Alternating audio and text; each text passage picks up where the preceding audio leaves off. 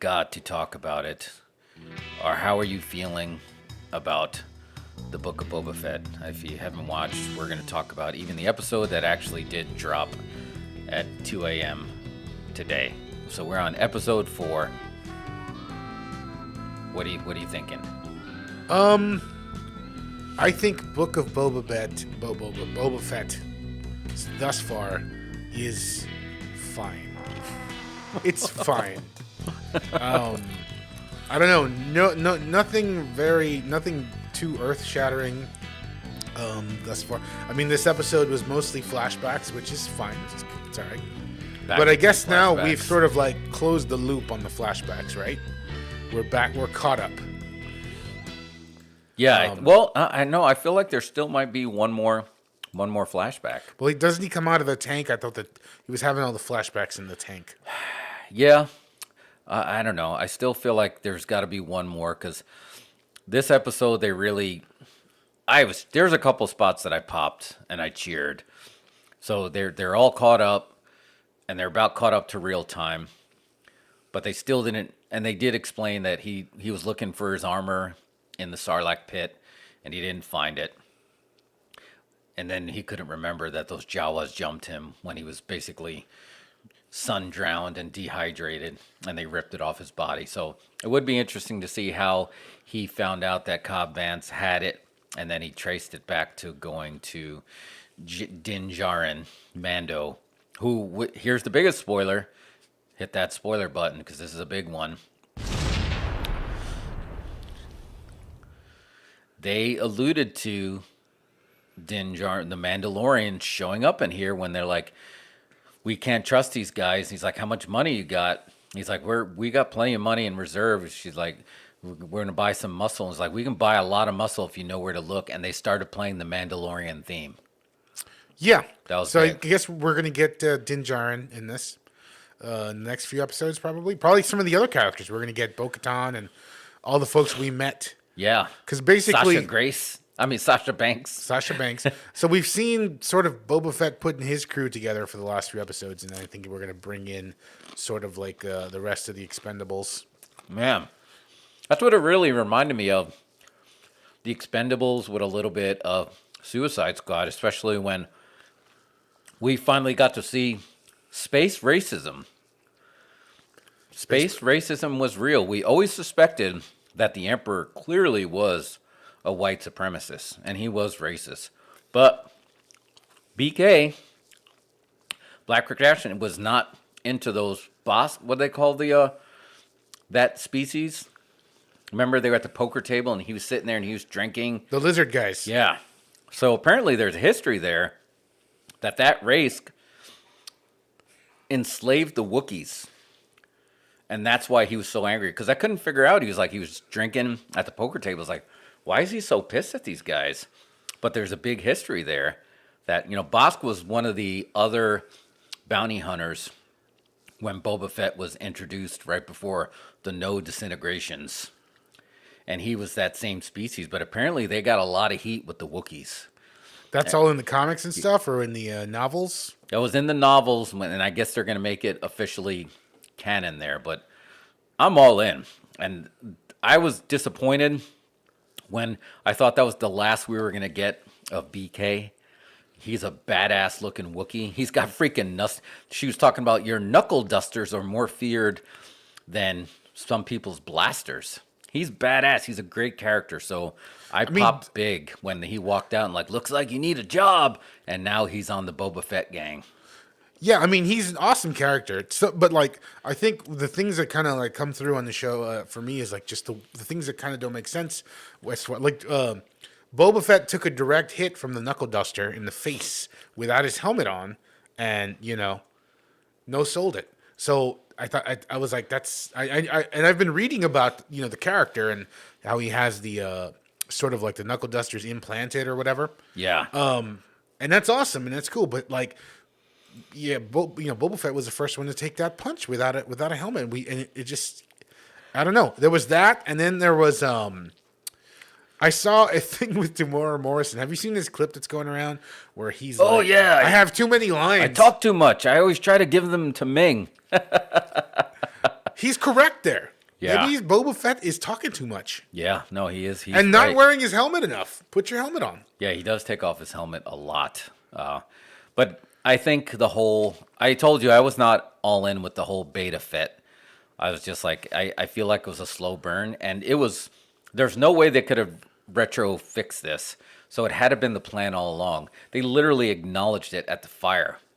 When he's like, that time, with the Tuscans made you soft. He's like, no, it made me strong. So everybody wants him to be a badass and start like just coming out and just like, Danny DeVito. So anyway, I started blasting, and he's trying to be smart about it now. He had the Vision Quest. He had the lizard up his nose. So he's definitely seeing the bigger picture now. He wants to be a mob boss. He said in here, I'm tired of our kind dying for these idiots. He's like, we're smarter than them. We're stronger than them. He's freaking Cyrus from the Warriors. Can you dig it? He's right there. That he's like, let's bring it all together. But he's also just not willing to infight when he doesn't. I feel like he fights when it makes sense for him to fight. And like, I cheered because, it sucked what those speed bikers or speed racers did to the Tuscans. And he didn't forget about it in the first. He's like, I got some scores to settle. Then we saw Boba Fett, who doesn't like to negotiate. He doesn't need to negotiate. There's no saving you. I'm not going to try to make peace with you. He just literally went in his fire spray ship. They didn't call it Slave One. In his fire spray ship, and he just started blasting them from the sky. I think they're calling it fire spray as the new ship name. Yeah, it's the type of ship too, right? So I don't know. Yeah, RJ knows. Space racism is real. So what was weird to me too is that they went back to the Sarlacc pit to look for the armor. Yeah. Which I guess was a cool scene to go kind of close the loop on that. Blow up the Sarlacc or whatever. But we as the viewer already know the armor's not there. So right. we know this is futile when it starts. So it's kind of like, to me, it's just kind of a weird scene. We know that Cobb Vanth has the armor at this point or whatever. I would have rather seen a scene of the Cobb Vanth buying the armor. That would have been cool. Oh, but we already saw that, right, in Mandalorian, though. Well, we saw that he had it. But no, he got. Remember, they showed him in the Jawa thing, and he saw it in there. Oh, he did. Okay. Yeah, So they did show how he got it. He got it from the Jawas, but there is a small little gap, and I think that's the last flashback that they have to somewhat acknowledge is when does Boba Fett find out that he has it?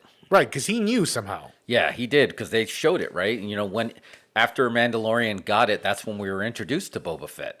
Because he saw, I was like, hey, now he's got the armor. Okay, so I'm going to go get Fennec. I'm going to get my ship, and we're going to go get that armor. Right. So it's tough because they really did make a babyface turn on Boba, and it wasn't 100% clear. Because he was 100% a heel when he went into the Sarlacc pit. And I know they could say that, he had a near-death experience, and that changed him, right? But that's not clear to the entire audience, because that's not the Boba Fett we saw when he went to get that armor. When he went to get that armor in Mandalorian Season 2, he was the badass Boba Fett. You weren't necessarily sure that he was going to be a babyface. He went and killed all those stormtroopers. He helped Mando, and he's like, "This is me, Boba Fett." And they showed that it was this armor's chain coded, and he wanted that armor. So he subtly was all of a sudden a baby face there. But now earlier, I think you're having to make these leaps that you necessarily maybe shouldn't have had to make, right? He had a near-death experience. He basically had a vision quest with the Tuscans. And so, but does he still remain a badass, or he's just trying to fight smarter instead of harder? I don't know. I like I said, I find a lot of it just sort of like disconnected. There's things that just don't really. I mean, it's good. It's fine. I'm enjoying it just fine. Yeah. I just feel like it's not as tight as The Mandalorian is. You know what I mean? And I know it's going to connect it to that now, and things are going to pick up. But yeah, I think it's about to. I agree that these last 3 episodes have to do the connection, because this was always supposed to be Mandalorian season 2.5. That's what it feels like. So they do have to connect that just before they can move forward. But the Boba Fett's going to need its own show. So he's not going to, they'll have the crossover universe, and they're setting up for the big show event that they're going to do similar to the Avengers, but they're going to do it with the Star Wars series. All these shows are going to be leading up to one big event. Big crossover show. But Sure. I think he's got to stay there basically as the new crime lord, doing it in somewhat of a, a badass, but he's also a baby face. And I don't think people were 100% ready for that. I watched the Star Wars Theory. His stuff is great, and he's a true fan. And he picked up on the stuff that didn't work, but he was popping big for the stuff that did work. So there's still hope. It doesn't feel hopeless at all, but there's a few things that they still have to button up, and this is their chance. They got 3 more episodes to put a bow on it. Like I said, if they land the plane, it's fine. It's Yeah. going to be good. If the ending's good, it'll be fine. But I think overall, the whole show thus far has been a little bit underwhelming. It feels a little underbaked. And like we talked about last week, I think this might have gotten made in a hurry. It's possible, yeah. Yeah. And I mean, they did figure out, and again, I feel like they couldn't have done this on purpose, because the big thing we had last week, we had a YouTube video about it, right? We talked about this last week. The mean motor scooters weren't a big fit, and that car chase was basically the George Costanza getting chased by the old people on their little carts. Right. That didn't fit. And I feel like in a way, they started to allude to how they fixed that too, right? Because they went into the mods chop shop, and they showed Fennec how she got repaired from Mandalorian season 2. They showed actually how that happened. It's like, oh, they did tie that back together, right? Because they modified, like, how did he repair her stomach? Because she would have died. So it was cool that they showed the flashbacks from Mandalorian there, but they were very much like, oh, don't cover all that beautiful, that beautiful machinery. They're way into the robot parts. It's Yeah. like the someone said it online. It's perfect. It was like a tattoo shop or a piercing parlor. Where people are getting the body mods. Yeah, that part did not work for me, and that felt very Robert Rodriguez. That felt the whole cyberpunk in there. The music didn't fit. It should have been a little bit.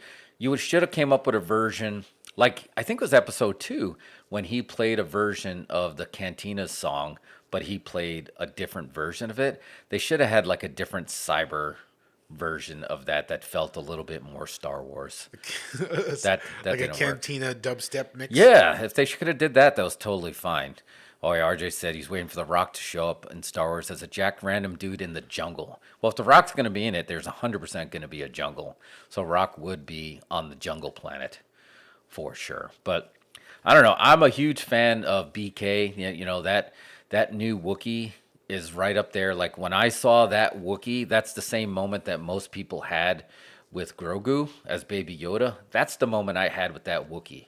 So I think that's why I was a little bit nervous last week, because I feel like, oh my God, they didn't just waste him, did they? He looks awesome. Just give him a little more to do. That's definitely my next Halloween costume. And now I feel like he's got more to do, right? Because we talked about this last week. I was like, does he respect the Wookiee life debt? Because in a way, Boba Fett saved his life. He could have taken him out, but he chose not to. And we know Wookiees are very loyal. So did that buy that loyalty? But they didn't go that route. They went the route of like he just went and saw that he needs a job. They did pay off, which even The Force Awakens didn't do this, J.J. Abrams, not J.J. Abrams. Han Solo told us Wookiees rip people's arms out by the socket. And we saw that. He literally ripped off that, I keep forgetting their names, the Bosk. I know Bosk is the breed. He ripped off their arms from the socket. And he's like, and everyone's worried. They're like, oh no, they're going to make even BK soft. When Jennifer Beals was trying to talk him down. If you just put him down, drinks are on me and I'll pay your debt. And he's like, ripped his arm off and then he paid his debt anyway. I thought that was cool. Yeah, that's good. That was good stuff. Yeah. I'm into it. No, JJ, you're the real JJ. J.J. Abrams. Dude. Just give them a big battle at the end here. Give them a lot to do. Oh, they have to have That's a big... the thing. Punch some people. Let them punch some other folks that can sell it. I mean, they explained his whole gladiator background, so there's no way that he cannot get into like a big Attack of the Clones type battle in like some kind of stadium. Well, I mean, they're about to go to war with the Pikes. So if they're going to war with the Pikes, there's going to have to be a big fight, and he's about to assemble his gang, and we already saw the Pikes assembling their gang, so there's gonna be a huge fight. There has to be. And then I don't know, are you expecting any cameos? There was rumors of a. This is all rumors, so you don't have to hit the spoiler buttons. But there's a rumor of a de-aged Han Solo making an appearance in this. Yeah, I've heard rumors of that, and also a re-aged. What's her name? Kira. The one from she was in Solo. Yeah, Kira. So she was Khaleesi in Yes, Game that of one. Thrones. Amelia Clark. She was Kira in Solo, and she kind of stole. So right, like by this time in the timeline, she's gonna be a crime lord because they alluded to in Solo that she was the number two, right? Darth Maul was the top guy, and then for Crimson Dawn, and then they had Kira. So by now, obviously, Darth Maul is gone, so she's probably the number one. And there was a comic book storyline that actually she stole Han Solo frozen in carbonite. She stole that and held it like as a trophy. So that goes. I mean, if they go that route, that shows that she doesn't really maybe necessarily have the feelings for him anymore like she used to. Yeah, wasn't there a whole side story that he gets Han Solo's body gets stolen while Boba Yeah. Fett's transporting him? So it would be interesting. I remember in Mandalorian with the Luke Skywalker reveal. Obviously, Luke Skywalker knows who Boba Fett was, and that's why they got him the hell out of there for that last thing. Because he'd be like, "Hey, scumbag, what are you doing here? I don't know these guys, but I know you." So they didn't want to have that face off. But what do you think is going to happen when Han Solo faces Boba Fett? New babyface Boba Fett. Yeah, I don't know. That's Don't know. To me, that's a big dramatic story. And then you're going to have basically Chewbacca facing BK. So now you got bad Wookiee versus good Wookiee. So, I mean, there's a lot of potential. So Chewbacca, he can make an appearance and it would be totally feasible. Oh, wow. So Yeah, I didn't think of that. yeah, so having them face off, and is Han Solo going to hold a grudge? They can have Chewbacca without Han Solo, but I mean, because remember they had, I don't know. Well, I mean, Force Awakens is still canon, and JJ, yeah, he stole your name. Absolutely, you were the only JJ, because I guarantee you, our JJ would never threaten to blow up Coruscant. Did you hear that? Coruscant is like one of the most important planets in Star Wars lore, especially in the prequels. I'm sorry, I was one of the guys that liked the prequels right out of the gate. But Coruscant, the whole planet is the city. You cannot threaten to blow up that planet, and that's what JJ wanted to do. Our JJ would never do that. I heard about JJ that. Abrams wanted to do that. It's like, Who lives on Coruscant? that's where basically the Jedi Temple was. That's Oh, where, okay, the Jedi- that's the it's most Jedi planet. It's the most important planet in the prequels, right? That's where the government. That would basically be the equivalent of Capitol storming, I guess. But yeah, JJ would never. Nobody should even consider it. And JJ would never. I love. Nobody Star Wars should even theories, consider just it. like And JJ would never. I love. and he Nobody made a should post, even just like, like JJ would never. I love. talk Nobody about should posts, even just just like- like basically warned future Star Wars writers in the sense of just like, if you're just doing this for a paycheck, don't just walk away. And he got a lot of heat. But I'm right there with him, and I don't know. Warned is a strong word, but he just put it out there that he's going to call you out if you're doing something stupid with the franchise. He's very protective. I mean, I would never consider him a toxic fan. I think he's a passionate fan, and I think the creative people, when they don't like his ideas, they write him off as, oh, he's just being toxic. It's like, no, I've seen this dude cry when the storyline works. If he was toxic, he would be like, nah, that's just stupid for everything. And he doesn't. He called out last week's episode. He's like, that felt a little disjointed. It felt weak. But on the watch along last night, like, he was popping. And he just wants it to be good. What page is that? That's Star Wars Theory. Oh, gotcha. Yeah, you always got to go to Star Wars Theories for the watch-alongs, and that's where I do a lot of his breakdowns, and you find all that stuff. But I like the space battling the space racism. I like the gangs, pulling our gangs together. I like the war that Tatooine is about to, because it was mostly, Mos Eisley was a hive of scum and villainy. So you're going to be able to build a badass gang there. He's definitely going to be the Cyrus. We got the streets, sucker. No, it's all good, man. It's work. No, it's working. It's good. Like I said, it's my review thus far this season is it's slightly underwhelming, but it's good. It's fine. And if these last 3 episodes really hit, I'll be satisfied with the show. Yeah. No, they have to stick the landing. This is really important because they had two really strong episodes, a solid first episode, but they had a dip in episode 3, which made it imperative that they have to stick the landing. Do they stick the landing by just having the right form of nostalgia with a good cameo? There has to be some kind of cameo. I think that just to connect the universe, is the Mandalorian a strong enough cameo to say, okay, we got a solid cameo? I think we'll get a legacy character of some kind. So we feel I, like we I get didn't a think legacy. of Chewbacca. That could be one. But if we see Han, I would imagine we're going to see Han Solo and maybe Chewbacca. Why not? A de-aged Han Solo. I just hope they fix the de-aging process. Go watch Scream. Billy Loomis was de-aged fine. Go watch. Oh my God, my head hurts.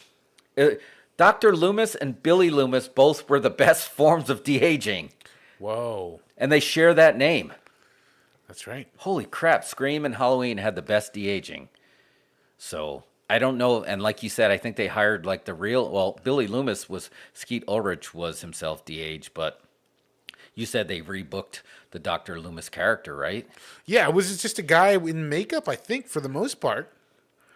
But I mean, I think they won't de-age Harrison Ford. They'll do it like they did Luke Skywalker. But wait, wouldn't they just book the guy who played young Han Solo in Star Wars, or does that film have too much heat? No, I think the internet would kill that.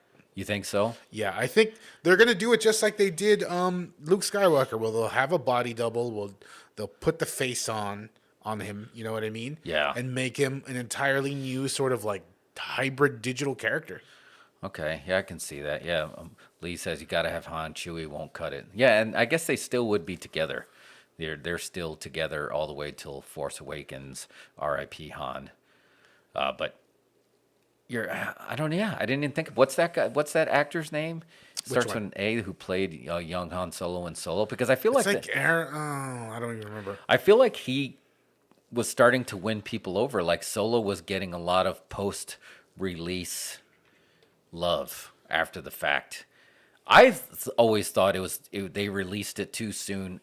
I don't think they counted on the blowback from BB-8. You could have BB-8 in there. His name is Alden Ehrenreich. That's it, Alden. I feel like it's getting a lot of love. That film would have done better if they would have waited. They started a Christmas cycle. They should have finished with the Christmas cycle. Every December, they had the Star Wars release. For some reason, somebody's like, let's release it in May. So that way they got, Last Jedi in December, and then we got right into Solo in May. But Last Jedi pissed off so many people. I feel like Solo suffered because of that. Yeah. They was should that have- was that before or after Rise of Skywalker? Oh, no, this was all before. No, talk about not sticking the landing. Rise of Skywalker did not stick the landing, and that really hurt. Where hate on the sequels all you want. I mean, the prequels all you want. They stuck to their guns. They stuck to their story from beginning, middle, to end. George Lucas would never in a million years decide, I'm going to retrocon something because the fans don't like it, because he stuck to his gut, and that's why I think those are standing the test of time, where the sequels won't, because they were trying to right size what went wrong to them in Last Jedi, and then they spent the whole film trying to repair those mistakes, and then it didn't work, and then it made it worse. And they really blew it because, I mean, the first Force Awakens is like the top grossing movie of all time. Yeah. Yeah, because, I mean, everybody enjoyed the nostalgia. It had a good mix. They could have fixed it. They should have, this whole... And times have changed. And I think Disney was trying to distance himself from the prequels. That was the whole opening line, is like, maybe this will start to make things right, because they were trying to say but people are popping huge when they show young Boba from Attack of the Clones. I mean, those movies were a little bit ahead of their time, but George Lucas stuck to his guns. J.J. Abrams didn't. They should have did the entire trilogy. So at least you're going to say, well, from beginning, middle to end, that's where the interpretation I was going with.